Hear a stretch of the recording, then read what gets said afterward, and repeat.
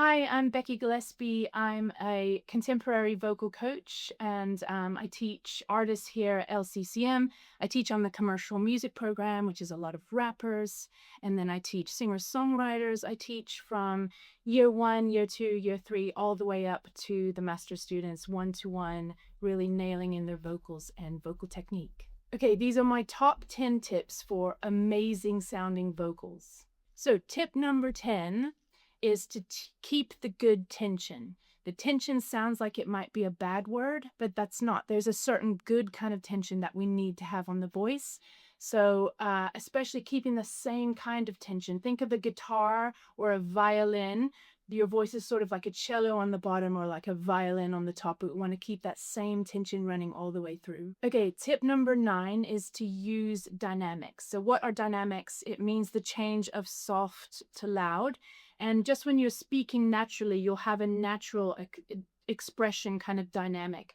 And this just helps take your listener on a journey. So a lot of singers or rappers are kind of guilty of making everything on the same level, but think about the roller coaster that you're taking your listeners on. Tip number 8 is to hold back. So artists like Billie Eilish have become really popular for that kind of bravery enough to actually hold back. So sometimes we become really good at singing and we want to like push everything. We want to show everyone how good we are at singing, but there's something really powerful about holding back. And again, therefore, your listeners just have this more of a journey to go on when you do so. Tip number 7 is to use the spaces between. So if you're rapping on, or you're singing nonstop and you're filling up all the spaces, then you might be barraging your listener. And so they have no gaps and no spaces. So when you leave the space between, then it has more of a flow, more rhythms.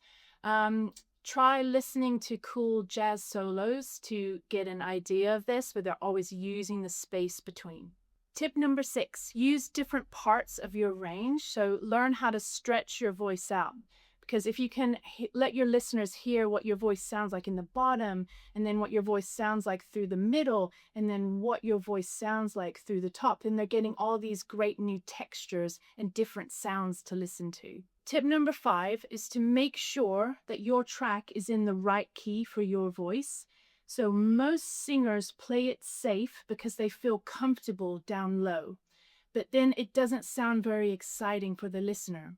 And then on the other hand, if the key is too high, then a lot of times you're straining or kind of stretching too much and it does weird things to your voice. So make sure it's in the perfect key for your voice. We call that the money note section of your voice. You want it to be exciting, but not too low, sort of down in your boots. Okay, tip number 4 is to stay in the groove.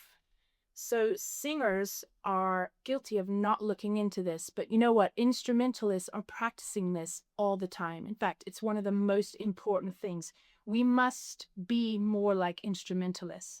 And when we stay in the groove, these are the moments when you'll find that people are bobbing their head along to you. They love it. It creates this like great energy, rhythmical flow. So important. Tip number 3 is to stay strong until the end of the lines. So if you're only focusing on the beginning, then a lot of times we're starting to trail off towards the ends. So another great thing about doing this is that it's a tip for helping you remember your lyrics. So you kind of just focus on the ends of your lines.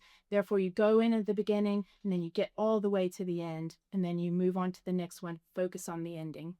Tip number 2 is to focus on the vowels and the consonants because these are the building blocks of our sound. So these are the easiest tools that we have at our disposal at any time. Consonants give you diction and rhythm, and the vowels give you depth. And vowels are kind of just shapes on your vocal track. So you can practice this by doing a poem. I'm always making my students recite poetry in class because it's so similar to rapping and singing, and you get your mouth around the words. These are the easiest tools that you can use. Okay, so my number 1 tip is to forget about pitch. So there is actually no high or low. It's just the language that we use. So if you can just think about singing straight on a level, then it takes that relationship out of pitch. And when we start reaching for pitch, then we start using tension, we start kind of using muscles that we don't need to. They don't need to be involved. Even your vocal cords are horizontal in your throat. So think about driving your voice straight out. And in fact, we're always going straight out. You can drive your voice straight ahead. There is no pitch.